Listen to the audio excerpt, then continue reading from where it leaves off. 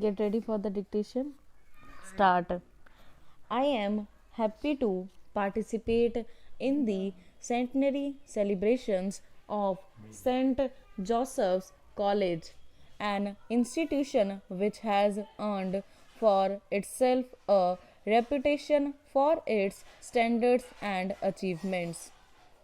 Among its alumni are some who distinguished themselves in the fields of science, administration, and in the army.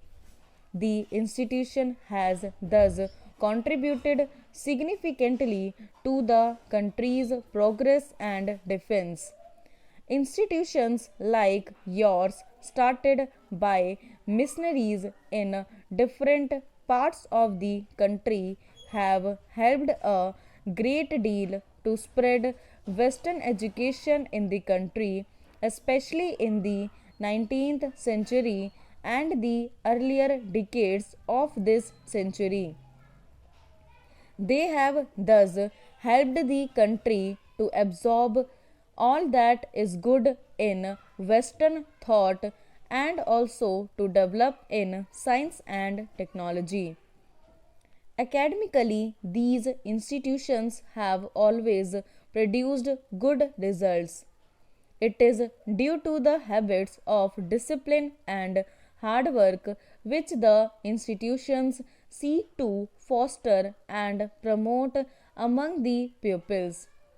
Discipline is best promoted not by the fear of punishment but by the example of those in authority. The founders of these institutions and those in charge of them belong to organizations which demand of their member discipline and dedicated hard work, qualities which they in turn seek to promote among their pupils. It is this approach which is responsible for the better performance of these institutions. During the past 2 or 3 decades, there has been a large increase in the number of institutions offering higher education. Extensive and widespread facilities have already been created, and the main effort now should be to put them to the maximum possible use. Institutions which have low enrollment and inadequate facilities have come up in certain places. The aim should now be more to bring up such non viable institutions rather than to establish new ones.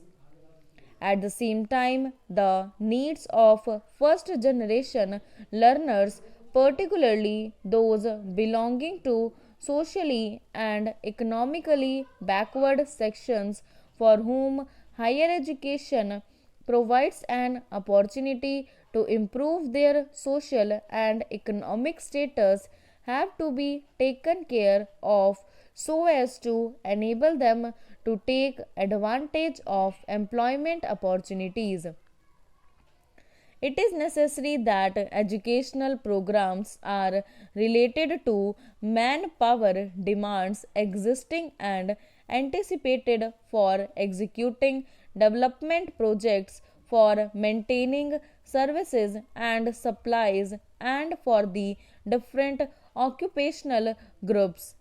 While there is deeper reasons for unemployment among the educated, part of the problem arises from the want of proper matching between education and employment so that education become more relevant.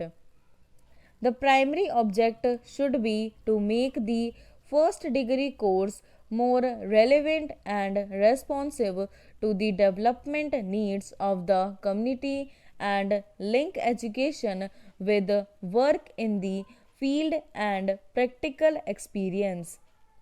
In a competitive environment in which satisfaction of one's material needs is the primary consideration, education cannot but be related to the imparting of enough skill and knowledge for eking out one's livelihood. But it ought to be more than that. It should aim at more than mere transmission of a body of settled knowledge. It should endeavor to promote the scientific habit of mind. An ignorant person is prone to form hasty opinions and hold on to them doggedly. The scientist, on the other hand, is slow to believe, and he believes only to the extent it is based on evidence. He is aware of the tentative nature of his opinion and the possibility of his having to change his belief if fresh evidence warrants it. The development of such a scientific attitude of mind should be the goal of education. Today, with powerful mass media constantly pouring forth propaganda for commercial, political, and other ends, a citizen needs more than ever to develop a capacity for sifting facts and evidence and to think objectively.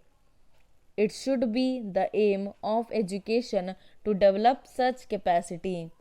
The 5-year plans envisages that institutions of higher learning would be encouraged and enabled to involve themselves in the development activities of the community and provide support through extension services of students and of faculties. This would not only help the students to extend their frontiers of knowledge but also use their knowledge to help the community to solve some of its problems. Education is a process that never ends. One learns all one's life.